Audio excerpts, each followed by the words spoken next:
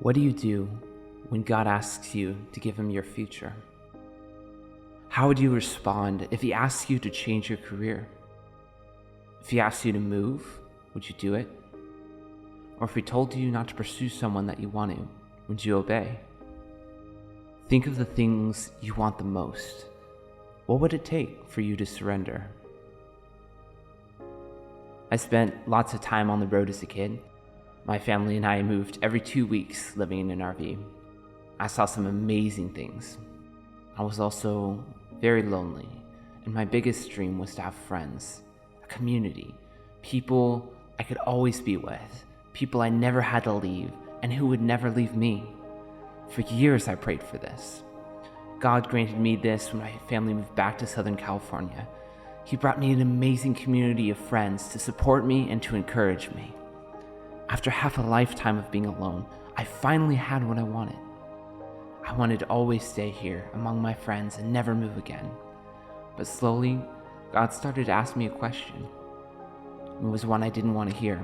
He said, "If I asked you to move, would you do it?" One night, after struggling with this question for months, I couldn't run from it any longer.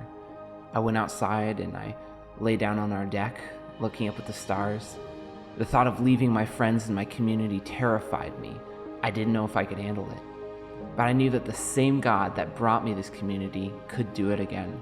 I knew he had been faithful to answer my prayers, and I trusted that whatever he wanted for me was because he loved me. I knew I needed to be ready to follow him if he were to ask me to go. So finally, after talking to God about my fears and the situation, I told him I would follow him wherever he told me to go, even if it meant leaving my friends. He wanted me to be willing to go at a moment's notice. Since that night, he hasn't yet asked me to carry out that move, but I know that it is surrendered to him. God asks us to give him control of every aspect of our lives and to trust that he will bring about good from each situation. This is what it means to surrender.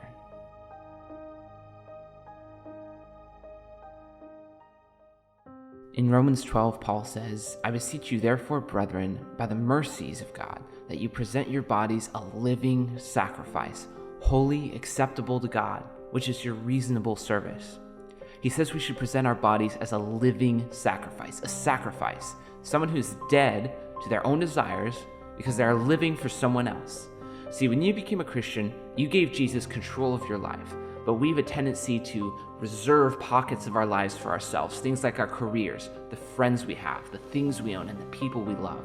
We say, "God, you can have control of my life, but these are the areas I get to make decisions on." And we do this unknowingly. But listen to what Paul says here. He says, "I beseech you, I beg you, and I entreat you, by the mercies of God, to present your bodies a living sacrifice." He's reminding us that we owe it to God to surrender everything in our life because of everything God has done for us. Because Jesus gave up everything for us. His position, his protection from sickness and pain, his life in heaven without betrayal and death. God may be asking you to give him the things that are dearest to you. But remember that he has proven himself trustworthy because he gave you what was dearest to him, his only son. He's already taken the risk of loving you, and now he's asking you to do the same.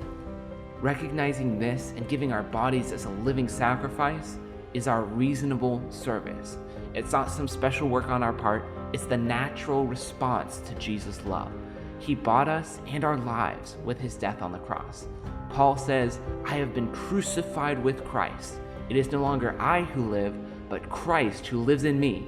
And the life which I now live in the flesh, I live by faith in the Son of God, who loved me and gave himself for me." So as Christians, we're living for Jesus. It's actually our duty to surrender all areas of our life to God. And I believe there will be a time in your future, or it might be right now, when God will reveal to you that you're holding too tightly to an area of your life. Let's say you have a big decision to make. You're not sure which path to take, but you really want to go one direction. Here's how to tell if you're holding too tightly. Ask yourself, if God told me to take the opposite path, would I immediately obey? If he made it clear to me, would I immediately act on it without hesitation? Or do you say, "I want to be willing to do that, but part of me stops. I need a second to think about this. I need to make sure that what God is proposing is actually what is best for me." You haven't surrendered. See, this hesitation actually comes from a lack of trust. We say that we trust God, we say we have faith in Him, and we're willing to do anything He asks us to. We've all heard Romans 8:28, that we know that for those who love God, all things work together for good, for those who are called according to His purpose. But deep down in our own human frailty, part of us says, can I really rely completely on this person whom I've never seen? I think I would know better which path would be best.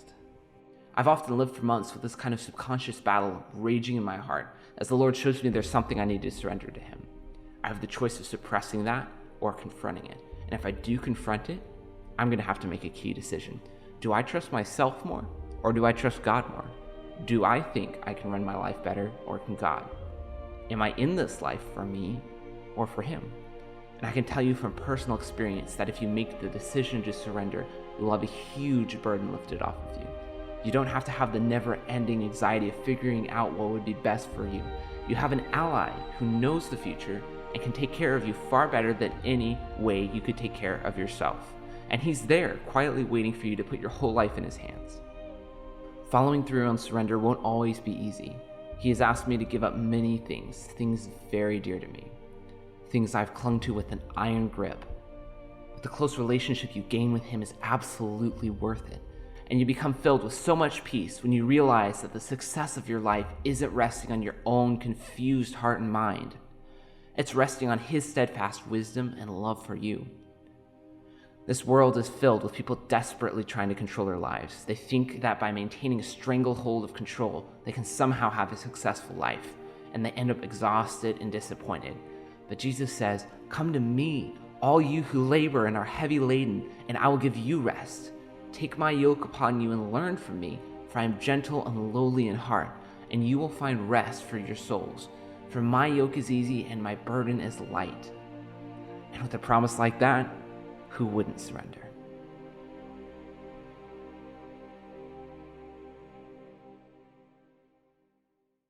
Thank you so much for watching this video, and if you enjoyed it, please check out some of our other playlists where we discuss Christian topics, we play Christian music, and we share our personal testimonies and challenges that are designed to help you strengthen your relationship with Christ, the one who gives us true hope.